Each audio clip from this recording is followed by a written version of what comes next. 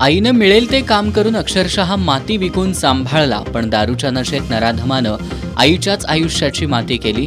कोल्हापुरातील साळुखे पार्कमधील हृदयद्रावक घटना.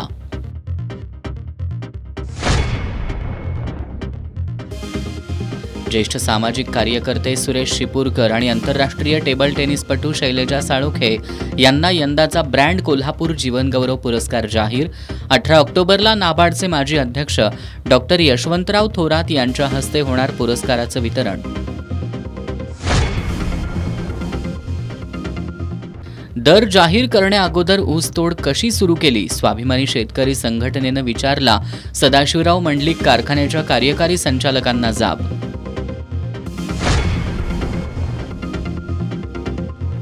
स्वाधार नगरमधील कुष्ठरोगी बांधवांचे थकीत अनुदान दिलं नाही तर महापालिकेसमोर आमरण उपोषण करू, माजी उपमहापौर भूपाल शेटेंचा इशारा.